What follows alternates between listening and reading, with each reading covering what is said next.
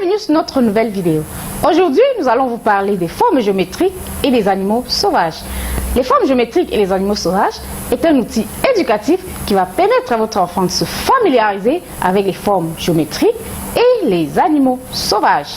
En travaillant avec les formes géométriques et les animaux sauvages, votre enfant va être en mesure de identifier les formes géométriques, reproduire les formes géométriques, identifier les noms des formes géométriques, identifier quelques animaux sauvages. À quoi ressemble donc notre outil, les formes géométriques et les animaux sauvages? Nous avons là des formes géométriques qui sont des encastrements que l'on peut enlever et remettre, et des animaux sauvages qui donnent l'impression d'être dans une conversation dans laquelle ils doivent donner le nom de la forme géométrique qui se trouve chacun en dessous de sa tête. Passons actuellement à la démonstration. Le voilà notre forme géométrique et les animaux sauvages. Nous commençons par la compétence identifier les formes géométriques. Vous devez montrer à l'enfant que ça, c'est un cercle, un carré, un triangle, un octogone, un pentagone, un losange, un ovale, un rectangle. Actuellement, pour aider l'enfant à reproduire les formes géométriques, vous devez demander à l'enfant de prendre son petit doigt et le passer dans le creux de chaque forme géométrique, comme ceci: cercle, carré, triangle, octogone, pentagone, losange, ovale, rectangle. En faisant cet exercice, l'enfant ressent chacune des formes géométriques. Actuellement, vous pouvez demander à l'enfant de ranger chacune des formes géométriques dans l'espace qui leur est réservé. L'enfant devra utiliser la reconnaissance de formes pour ranger chacune de ces formes géométriques. Pour le cercle, il va là. Pour le carré, là. Le triangle, là. L'octogone, là. Le pentagone, ici. Le losange, ici.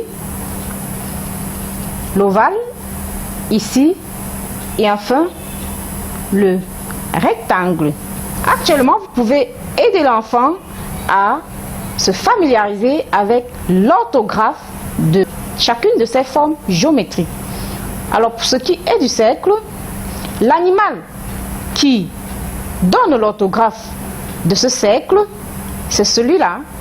Et le cercle s'écrit C, E, R, C, L, E. Pour le carré, le nom de cette forme géométrique est donné par l'animal qui est directement en dessus du carré. C, A, R, R, E, accent aigu. Vous devez faire pareil pour chacune de ces formes géométriques pour aider l'enfant à pouvoir reconnaître et se familiariser avec l'orthographe de chacune de ces formes géométriques. Actuellement, vous devez aider l'enfant à identifier les animaux sauvages. Ici, nous avons un rhinocéros, un crocodile, une girafe, un éléphant, un perroquet, un phacochère, un lion et un serpent. Ensuite, vous pouvez continuer à entretenir l'enfant sur la conversation qui est en train de se passer avec ces animaux sauvages. Par exemple, vous pouvez lui demander qui est en train de discuter avec l'éléphant. L'enfant devra vous dire c'est la girafe. Qui parle en premier, c'est la girafe. Qui parle en second, c'est l'éléphant. Que dit la girafe à l'éléphant? La girafe dit triangle. Que répond l'éléphant? L'éléphant répond octogone. Vous pouvez faire pareil pour chacun de ces groupes d'animaux qui sont en conversation. Vous pouvez demander à l'enfant de devenir acteur de la conversation et lui demander quel animal est-ce qu'il est. S'il vous dit « je suis le lion », vous devez lui dire « et moi, je suis le serpent ». Qui doit commencer à parler? L'enfant devra vous répondre « c'est le serpent ». Alors vous lui dites « j'ai un rectangle en dessous de ma tête ». L'enfant devra vous répondre « et moi, j'ai un ovale en dessous de ma tête ». Ainsi, vous pouvez faire ce genre de conversation avec chaque groupe d'animaux qui sont en train de converser.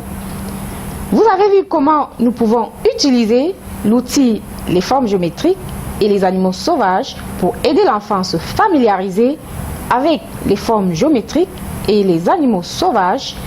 Vous pouvez également utiliser cet outil pour créer un cadre de conversation avec l'enfant sur les différents thèmes qui apparaissent sur cet outil.